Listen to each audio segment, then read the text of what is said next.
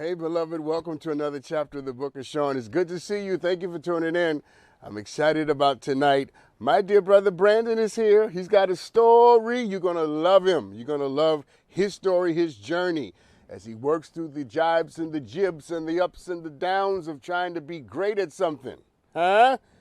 Trying to be great at something ain't no straight line. It goes up and down and twists around the mountain, goes down in the valley. And it's even harder when you're fighting against yourself. What do you do when you're trying to produce great art and something about you keeps getting in the way? And it may not be the thing that you think is the problem. This is why me and Brandon are talking tonight. We're going to have a great time. I'm going to help him, inspire him. I'm going to love on him. I'm going to make him feel amazing because he deserves that. And hopefully by the time we're done, he'll feel like doing what he was born to do immediately right after the show. We'll see if that happens, okay? I got some Ask Dr. Sean for you. We're going to start with some headlines. I'm glad you tuned in. Get comfortable, people. Get you some tea or whatever your favorite beverage is. And let's get this party started. Hailey, play the bumper. So, people, I found this guy this weekend. And have you ever heard of Kunle Adeyinju? Kunle Adeyinju. You ever heard of him? That's him right there.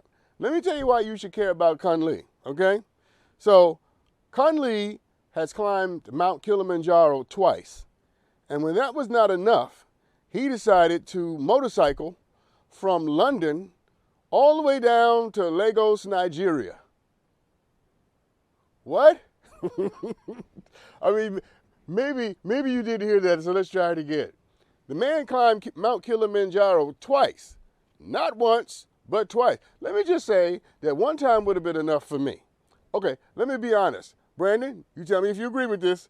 I'm not climbing Mount Kilimanjaro. I'm not even going. He climbed it twice, and then when he was not, satisfied with that accomplishment, he decided I'll motorcycle all the way from the top of Europe, because London is in England and England is in Europe, and the top of Europe, all the way down to Lagos, which is in Nigeria, which is in West Africa. Let me tell y'all something right now. I would have stopped in Paris and got me a hotel and some room service and got my feet done. But Kunle, who does this? Who does this? And he was doing it because he was raising money to fight against the dreaded disease of polio. Okay? So not only is this man courageous and determined, he apparently has a conscience. He apparently cares about people. Kunle, here's what I want to know. Why doesn't the world know more about this man who climbed Mount Kilimanjaro twice and rode a motorcycle from London to Lagos to raise money for people who are fighting polio? See, this is what the world should be talking about. You know what I'm saying? Not your favorite rapper going to jail all the time.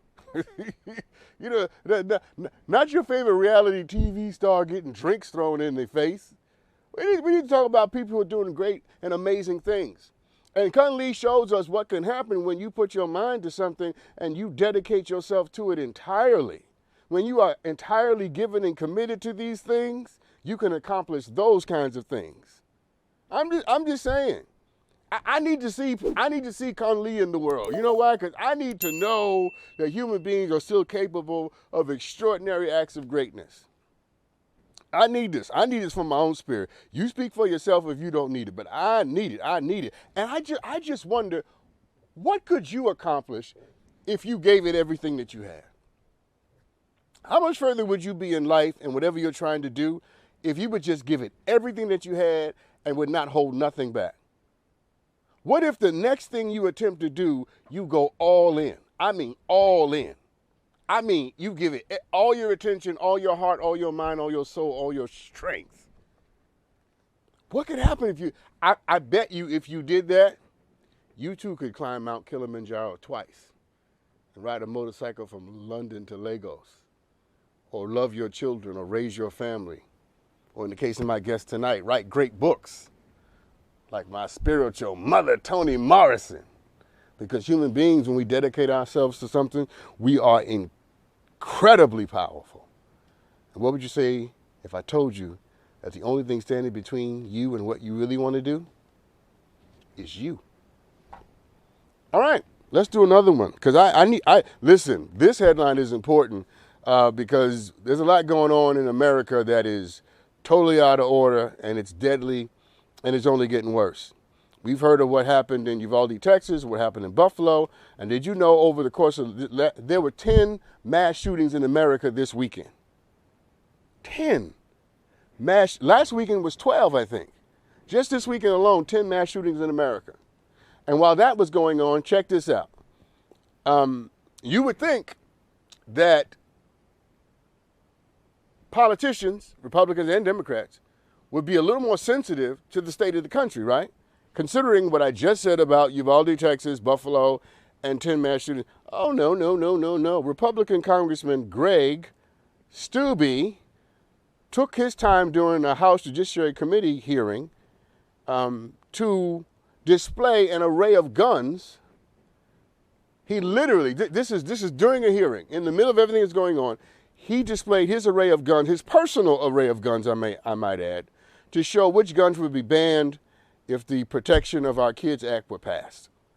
So right after 19 children are murdered in Uvalde, Texas, 10 African Americans slaughtered in a supermarket in Buffalo, 10 mass shootings going on in America this weekend, he decided, doesn't matter to me, I want America to know what kind of guns they're going to lose if this law passes. And he on national television, because that's what hearings can become. They get, people put them on the news, displayed his guns like we're not living in a time when mass shootings are a problem. Let me ask you a question. You ready for this? You ready for this? Here it is. If your children were being shot in a school by some crazy gunman, would you care about the kind of gun that he had while he was shooting them? Or would you be wishing that your country had banned all the guns available to him and not just the one he happened to be using? Isn't that the point of the legislation? Don't get mad at me because I got common sense, people. That's why God gave it to me. You know what I'm saying? I don't mind people having some sick fascination with guns. I don't have it, but I don't mind, because in America you can have some sick fascination with guns. That's your right to do it. But what I do mind is the insensitivity by which this congressman decided to do it. He doesn't care about the climate. He doesn't care about the emotions of the people. He basically said that he doesn't care about the grief of the families in Buffalo and the families in Uvalde, Texas, and the families that just lost people this weekend. Just by waving guns around as if we're not living in a climate of violence and death and the slaughtering of children, says that you don't care about the grief of people who are grieving the loss of their children. And here's what I know for sure. Here's what I know for sure. Your inability to care about my children tells me that you really have no sufficient ability to care about your own. And maybe that's what's wrong in America. Huh? We don't care about the death of other people's children because we don't fight for the lives of our own children. I don't know what got into this Republican congressman. It really doesn't matter that he's Republican. A Democrat could have been done with this too. But be sensitive to other people's grief, people. People are crying and have lost people. And maybe you ought to care about that. Huh? Let's move on. I love this story. Brandon can't talk to me. He can't talk back to me right now, but he can hear me. This story is going to make you smile. It's going to make him smile, Brandon smile, because I love a story like this. Are you ready for this? Check this out. The Iranian actress Zahra Amir Ibrahimi won Best Actress at the Cannes Film Festival. And so we celebrate Zahra's accomplishment. But check this out. What made this story especially interesting was the fact that Zahra had to flee her country. She had to flee Iran back in 2006 because the video of a movie that she did leaked. And apparently it really agitated and angered the Iranian government and the people who are religious police in her country. And so in 2006, because one of her movies leaked in her country, she had to flee the country because her life was in jeopardy. She could have been killed for art. It's a movie. Her life was threatened because she dared to give the world art. Okay, so check this out. Stay with me, people. So in 2006, a movie got her in trouble. But in 2022, a movie established her greatness. I'm going to wait for you to shout. because you're missing your shot right now. Come on, get with me. In 2006, a movie got her in trouble, got her put out of her country. But in 2022, a movie established her greatness and made her name great. Isn't it funny how in one stage of your life, everything can be going wrong, and then in another stage of your life, everything can be going great, and it's all your life? You know what I'm saying? It's still your life. 2006 and 2022 is all your life. It just goes to show you that these two diametrically events happen to the same moment. Put out the country in 2006 for a movie and celebrated around the world for a movie. And here's what I want to say to you about this. Are you ready? When it is all said and done, rejection and celebration can happen to the same person, but in different stages of your life. 2006 is not 2022. Let's say it again so it can get into your soul. 2006 is not 2022. What happened a month ago or a day ago or a year ago or a decade ago, that's not what's happening today. And I want to invite you right now to remember that. What happened to you in one stage of your life is not happening to you right now. And you owe yourself the benefit and the freedom to understand that distinction. That while one thing can hurt you in one moment of your existence, the same thing can bless you if you get it at the right time and under the right conditions. You know, beloved, what you need to understand is that you are no longer in the stage that you were in when the people who hurt you the most, that's not who you are anymore. You are not that scared, insecure little girl or little boy, cowering in the corner, crying in the dark, praying that somebody won't break you. That's what you used to be. That's where you come from. But that's not who you are. And while I understand and acknowledge with you that that is exactly what happened to you, that is your history, but it does not have to be your story. Because maybe you forgot. Czar got kicked out of her country in 2006 for a movie. But very recently in 2022, she won Best Actress at the Cannes Film Festival. All right, here's my last headline. And this one is for your soul, people. All right? We found this one for your soul because I just felt like with all the killing going on in the world, we need something to pick us up. So check this out. All right. Last week, Brody Ryder, who was 12 years old and in the 7th grade, came home at the end of the school year. That's him right there. Cute kid, by the way, with only a few signatures in his yearbook. He only had a few signatures in his yearbook. And other than himself, only 2 students and I think 2 teachers signed the book. In fact, Brody wrote in his yearbook to himself, apparently, hope you make some more friends. And you know how that goes when you were in high school. You go around with your yearbook and your friends sign the yearbook and you say little things to each other. Right. Okay. All right. So Brody came home. We're showing that too soon, John. You're killing me right now. So Brody came home with the 2 signatures in his book. Okay. Came home with the 2 signatures in his book. And his mother, therefore, decided that, I got to help my son. So Cassandra Ryder went on a private Facebook page that the parents at the high school have together and shared what happened to her son. And she was hoping that people would have sympathy for her child, and an amazing thing happened that was greater than sympathy. Are you ready for this? Are you ready for this? What she could not have expected is that older students in the school found out what happened to Brody, and they rallied to make sure that he had hundreds of signatures. In fact, when Brody was in his classroom, there you go, John. When Brody was in his classroom, all of these students and more people in that photo right now lined up down the hall and around the corner to sign his yearbook. You hear me? So his 7th grade classmates wouldn't sign his yearbook because they didn't like him, but the older kids in the school said, Brody's our guy. And they formed a line to sign his yearbook. And not just sign his yearbook, many of them wanted to get to know Brody because, as the story reports, many of them used to be Brody. When they got to the school and were going through the 7th grade, nobody wanted to be their friend or sign their yearbook either. And that's where I want to leave you before I take this break. Don't you ever forget where you come from.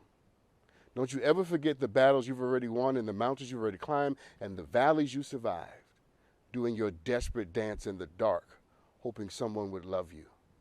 Because it's not just important that you remember the experience, it's important that you remember it so that when you see other people going through it, you know how to stand with them. Whenever you see people suffering from the thing that you just got delivered from, that ain't a time to judge or act like you ain't never been there. That's a time for you to rush to their side and say, you know what? I understand what you're going through. I tell the story all the time. I'm going to tell it tonight. A man fell in the pit. A lawyer walked by the pit and said to the man, I'll give you a free legal advice when you get out. The man in the pit said, thank you. I'll come see you when I get out. Doctor walked by the pit and said, hey, when you get out the pit, I'll give you some free medical attention. The man in the pit said, hey, I'll come see you when I get out. The man's friend walks by the pit and said, hey, friend, what are you doing in the pit? He said, I don't know. I fell in the pit. And the man's friend jumped down in the pit with the man. And the man who was already in the pit looked at his friend and said, what did you do that for? Now we're both in the pit. And the man who jumped in the pit said to his friend, yes, we are. But I've been in this pit before. And I know how to get out. Let's take a break. We'll be right back. More with Brandon in the journey to greatness right after this. Welcome back, everybody. Listen. What do you do when you are trying to produce something, to achieve something, to give the world something, and parts of your story, parts of who you are, fear, just to name one thing, it keeps getting in the way. Procrastination, right? If you've ever procrastinated, just raise your hand and wave it around. You see me? Good Lord. We've all done it. My guest tonight, Brandon, knows that journey, and I'm hoping tonight that he will tell us this incredible story. Welcome to the show tonight, Brandon. Thank you for having me, Dr. Sean. Listen, my pleasure. I love your hair, by the way, just so you know. Thank you. It's something I decided to do late last year for the first time. I love that. I love being courageous. So listen, you are a writer. You want to be a writer. I'm gonna say you are a writer. I'm gonna speak those things that be not, even if as though they were. You are a writer, and here's my question: out of all the things you could have done in the world, why did you want to write? Why did you choose that? What's the why? Well, I've always loved to tell stories and love to create and entertain people. My earliest memory of just being that through and through is of my twin. I'm a twin, and my twin brother actually broke his wrist, and he was in the hospital getting a cast, and they actually had to re-break his wrist because it had started to heal already. So he was kind of scared. And I just remember telling this really elaborate story to just kind of take his mind off of where he was and what was about to happen. And just to kind of raise his spirits, and just make him kind of forget about what he was about to go through. well, let me edit that and just give you the wisdom that you don't even know you gave to the world. And I asked you why you wanted to be a writer. You told me this amazing story about your twin brother, and what I get from that is love. It was out of love for your brother that drove you into story, that drove you into narrative. You used the story to make someone else feel better. Did I get that right? Yes, you did. That was the whole point. And it was just me, my twin brother, and my mother, and I was essentially putting on a show for both of them in the middle of this hospital. Yeah, I don't know, it seemed like it was an operating room. There were so many different apparatuses and things in there to scare a little child. Yeah. But what's interesting, because I want to make sure that we get all this in. So you wanted to be a writer, and when you told people that you wanted to be a writer, how many people told you don't quit your day job? Well, I said that from a very young age, so I didn't have a job at the time. But my mom, she's a teacher herself. So Okay. when I told her I wanted to be a writer, she kind of naturally assumed, maybe he'll be a novelist, maybe he'll be a speech writer. She always told me to be a public speaker as well. But I was like, no, I think around, I think it was maybe 12 years old, I decided that I wanted to write film. So, and I wanted to tell stories visually and be that side of it as a writer. So, my mom definitely was one. She told me that it's very hard. You know, when I finally decided to make the leap to move to California and pursue my dreams in LA, she did tell me, you know, multiple times actually, how hard it is and how many people go out there and don't make it. Yeah. So yeah. So let's put this rubber all the way on the road, because what we need to get to is this.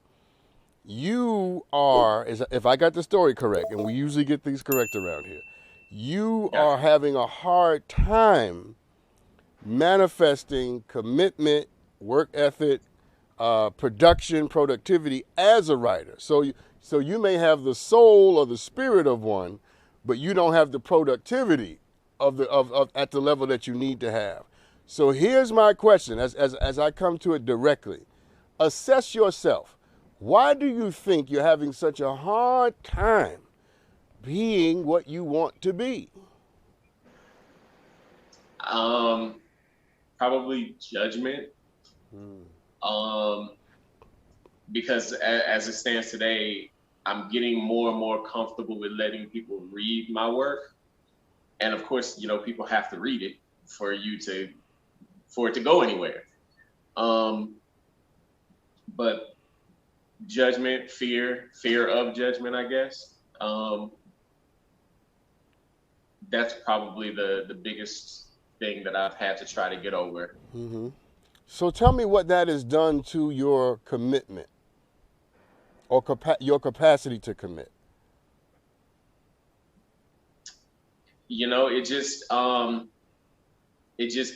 puts me to a halt.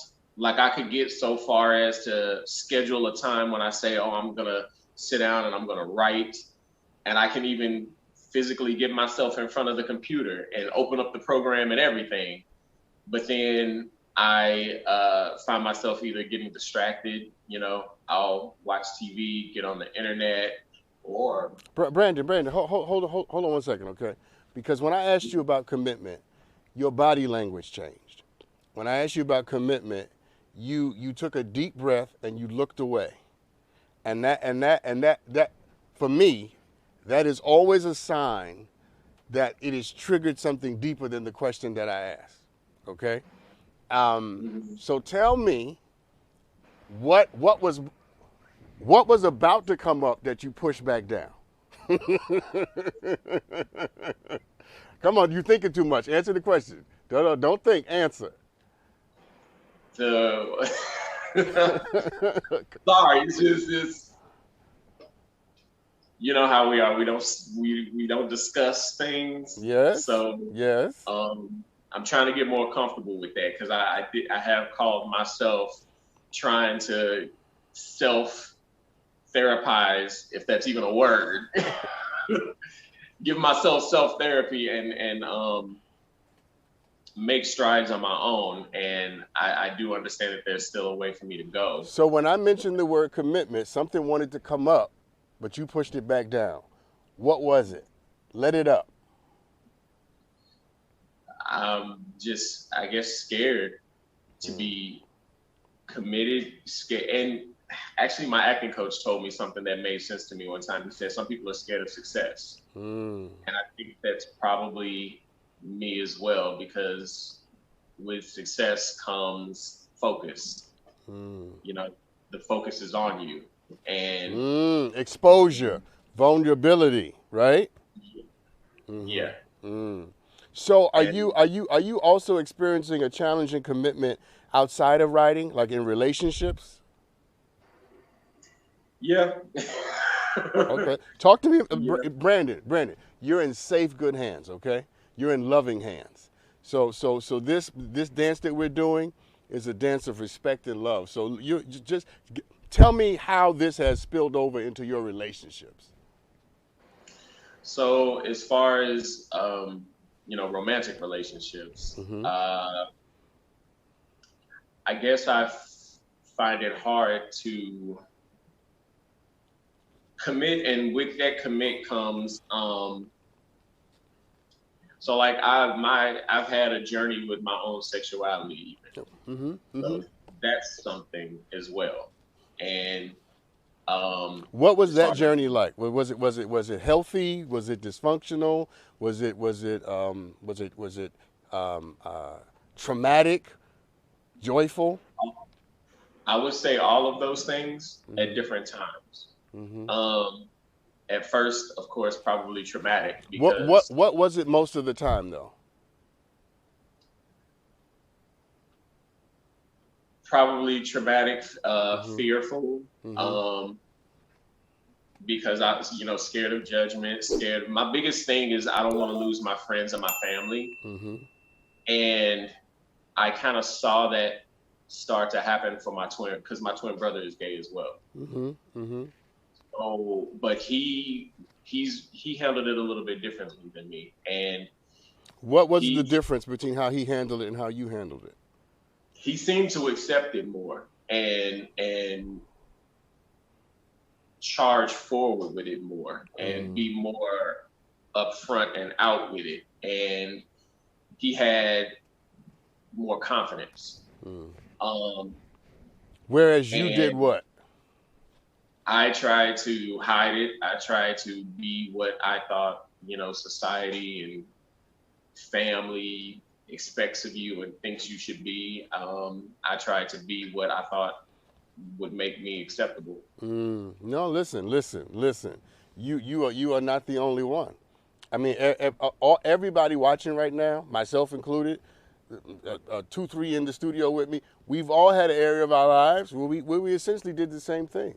We essentially did the same thing. There are always parts of us that we're not quite sure if the world will accept. But here's my question though: do you see the correlation between your journey with your sexuality and your challenge with your art? Yes, because my sexuality is in my art. Um, I think that with film and TV, there was a time where, you know, projects that had gay characters did not get as much attention Mm. or success. And even so much as the actors that portrayed those characters didn't have as much of an illustrious career as actors who didn't play those characters. So, um, in my art as a writer, I write what I know. So I have gay characters and actually lead gay characters in my projects, and so that's part of why I guess I was fearful to show people, let people read it, and put it out there because I didn't want to be judged for it, Yeah, basically. yeah. Listen, I have to take a break. This is television, but Gotcha. I see an immediate correlation between being repressed and feeling negatively about oneself and how that would show up in your art. How can you give I say this all the time, and I'm gonna take this break. You can't give the world something you don't love and then expect the world to pay you for it. You can't give the world something you're not at home with and then expect the world to celebrate you for it. You follow what I'm saying? When we're going to take this break. When we come back, I'm going to ask Brandon, what did he hear about himself and his sexuality most often as a kid? Because I think that has a huge part to play in why procrastination and commitment issues are manifesting now. You don't want to miss this, because I know the answers are going to be powerful, and so will the advice. We'll be right back right after this. Welcome back, everybody. I'm talking to my brother Brandon about his journey as a writer, as a human being, as one of God's favorite creatures. God loves you, Brandon. Thank you. Yes. So listen. So I want to come back to the question I promised to ask you before we took our break, because I think the key to this moment we're having together is hidden in the answer to this question. What did you hear most often as a kid about who you were as in terms of your sexual identity, and maybe and beyond that? What did you hear most of the time as it relates to that? What did I hear? Well, some pretty derogatory terms that I don't think I should probably say. Thankfully, yes, don't. Um, I heard that a lot, and you know, they correlated, the sexuality with being, feminine or like a girl, um, which that's not true. Uh, but yeah, words that I can't really say. Got it, got it, got it. And so most of the time, you felt what about yourself? That something was wrong with me. Uh, that basically I would be alone. Yeah, yeah. Um, Yeah, no, hold on, stop, because you're doing it again, because you just felt something. When you said that word alone, you felt something. What did you feel? um, just when I had a dark time, I got depressed about it because I actually took my sexuality kind of seriously as far as how I was going to handle it. Because in the church they say it's wrong, um, but there was something that I always said to myself, like there are these commandments that says one of them you shouldn't lie, and if I'm not going to lie, I shouldn't lie to myself either.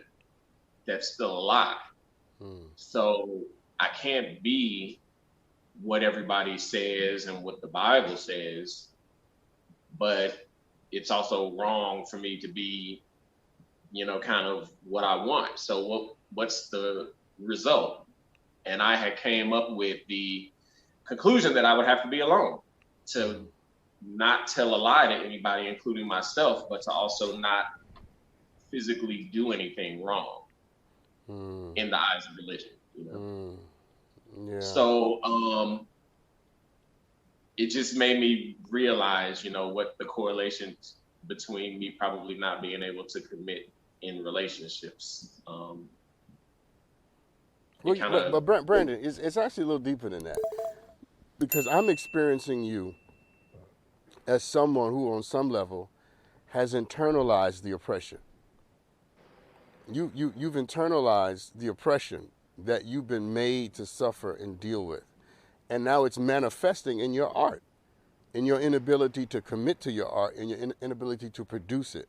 Because when we take it in and we take it in and we dissimulate and we have to twist ourselves in shapes and sizes to make the world like us and not reject us, and when we have to just keep receiving the negative connotations and the negative implications and the direct negativity, it affects us. And I'm saying to you that that on some level, there's nothing wrong with you. What's wrong is what you had to go through to get here. Mm-hmm. You feel what I'm saying? Yeah, I got you. Yeah. And so what I'm suggesting is that in order for you to produce the kind of art and to have the kind of commitment that you want, you've got to start telling yourself a different story about yourself and a different story about the person that sits before me. Let me help you. You ready? Yes. Okay, good. Let me help you. Because you could tell the story that the people in my life, people around me, said certain things, made me feel a certain way. It was negative. I had to deal with religion. I know something about that, by the way. I had to deal with religion in Leviticus 9 and Romans chapter 1 and all of the sin, and I'm going to hell and da-da-da. You could tell that story. And in that story, you are a victim of what the world should have never done to you because you didn't deserve it. But there's another story that you can tell, and here's that story. In spite of what was said about me, in spite of what I overheard, in spite of what people whispered when I was standing in the room, in spite of what the preacher said, in spite of what Leviticus says, and in spite of what Romans 9 happens to say, I am who I am by the grace of God. And I stand in me and affirm my strength. Because had I been a weaker man, I'd have taken my life 6 years ago. Had I been a weaker human being, I'd have given up on my journey 14 years ago. But the reason I didn't give up is because I am strong in places that I didn't even know I had strength. See, that's the story you got to switch to. You got to realize that the persecution was a indication of the strength that you didn't even know that you had. Thank you. I didn't even think about it like that. My hope and my prayer for you right now is that you get liberated from the bondage of believing what they said. Just because they said it doesn't mean that you had to believe it. And I'm going to really suggest that you do some long-term work on this. You have to really deprogram yourself from believing and accepting whatever it is that you heard. Because I'm going to tell you right now, you deserve to be seen. You deserve to be heard. You deserve to have focus and attention. You deserve to be standing on bright stages under hot lights with millions of people looking at you. And you deserve not to feel afraid about that. You deserve not to be intimidated about that. You deserve not to have a fear of success or failure. Because that little 9-year-old boy in you that survived everything that he heard, he deserves a chance to benefit from what he survived. Brandon, don't make me throw my shoe because I'm ready. I'm telling you. I'm ready. I'm telling you, I came ready to die. You hear what I'm saying to you? So when I say all that to you, how are you feeling? Don't give me a story because I let you get away with this twice. Give me a feeling. I'm feeling I have work to do. I'm feeling just being here really is another step. So I'm feeling relieved because I've started that journey. Yes. So I think that's a hump to get over, starting, just like going to the gym. Yeah. Listen, I got to go. But here's what I want to say. Here's the last thing I'm going to say to you. I want you to one day have the privilege of moving from acceptance to pride. And you are on the journey from accepting who you are to being proud about who you are. And I know that you are going to be okay on this journey. And I promise you that the closer you get to pride and the more proud you are of who you are, the more your art will be liberated. Don't focus on the art or the writing. That's not where the problem or the power is. The problem and the power is in your evolving identity and how much you celebrate it. So if you ever get confused, Brandon, remember that you are more than a conqueror and not a victim. Thank you. I will definitely remember that. All right, man. Listen, thank you for being on tonight. I so look forward to reading your scripts and your screenplays and your books, Brandon. We're going to take a break. When we come back, something special. Right after that, some Ask Dr. Sean. We're right back, people. Look, beloved, life is full of twists and turns, stress, changes, grief, moments of growth, and moments where we feel like we are taking a few steps back. And it's important to show up for yourself through all of the struggles that life can bring. BetterHelp, that's Better H-E-L-P online therapy, is here for the twists and turns. And it will assess your needs and can match you with your own licensed professional therapist in less than 48 hours. I believe that therapy is one of the most important things we can do. I've been to it. I believe in it. I celebrate it. And without it, I don't think there's some twists and turns we can make, some progress we'll never achieve. See, BetterHelp is not a crisis line. It's not a self-help situation. It's a professional therapy done securely online, and the service is available for clients worldwide. And you can log into your account anytime and send a message to your therapist. You can schedule a weekly video or phone sessions so you won't have to sit in an uncomfortable waiting room like traditional therapy. BetterHelp, that's Better H-E-L-P, is committed to facilitating great therapeutic matches. So they make it easy and free to change a therapist if needed. It's more affordable rather than traditional offline therapy, and financial aid is available. So look, people, BetterHelp, better H-E-L-P, is a great way to show up for yourself and invest in your well-being because you deserve some inner peace. Visit the website and read their testimonials that are posted daily. Visit BetterHelp, better HELP.com/Book of Sean. That's BetterHelp, and join the over 2 million people who have taken charge of their mental health with the help of a professional who's experienced. In fact, so many people have been using BetterHelp that they're recruiting additional therapists in all 50 states. And I have a special offer just for my viewers who are going to get 10% off your first month at betterhelp.com/Book of Sean. Welcome back, everybody. I love doing Ask Dr. Sean. So guess what I get to do now? Play the bumper, Hailey. So you guys always send me great videos. Let's take a look at one right now. Hi, Dr. Sean. My name is Tammy Reese. I'm located in upstate New York. I'm in the public relations and media industry. I'm also a business owner. My question for you is, how does one work with and handle new business relationships and partners after previously experiencing emotional trauma? Yes, well, I think your question relates to non-business relationships, just relationships in general, but I will answer it in the context by which and in which you hope to have an answer in. That is specifically relating to business. But I just want to say, the answer I'm going to give you relates to any relationship. Here it is. In order for you to be successful in a relationship after you've come out of one that had traumatic consequences, is you have to be willing on some level to take the wisdom and leave the trauma. That is you swallow the meat and spit out the bone. What's the meat? You say, Dr. Sean, how could a bad relationship have anything good?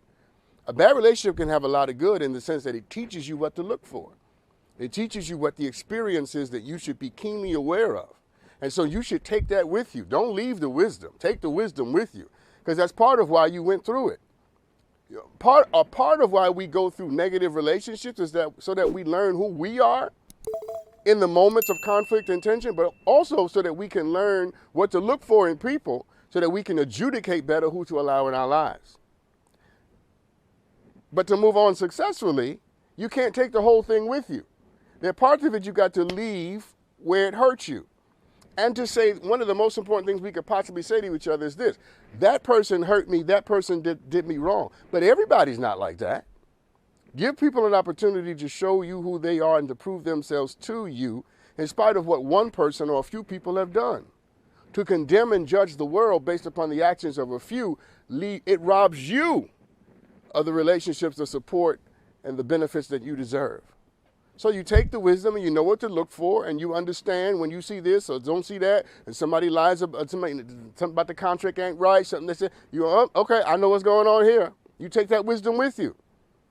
But you leave some of the trauma, and you're able to say, look, I'm not going to judge you by what so-and-so did to me. I'm going to give you an opportunity to show me who you are. But you better believe that once you show me, I promise you I'm going to believe everything that I see. And this is a part of what makes all relationships difficult. Because how in the world can we go from hurt to happiness? You see? And that's the trick that we have to learn. How do you go from hurt to happy? And some people will never be able to do it because they're never able to get over the hurt. But you have to. You cannot hold yourself hostage because of what one person or a few people did to you. Liberate yourself just long enough to give yourself a chance to have something better than what was done to you. And the only way to do that is for you to decide that you won't make the rest of the world pay for what one person did. It's easy to condemn people eternally, writ large, right? Universally. Just to say all men are this, and all women are that, and all business partners are this, and all contracts are this. It's easy to do that. And there is a temptation to do it. And a lot of people, that's where they get stuck. They universalize the experience, and now they've created in their minds a story that is probably going to take them a few years to overcome. And while they're overcoming the story, they are not choosing the right people, right? And they're missing out on better people because they're addicted to a story that may not be true.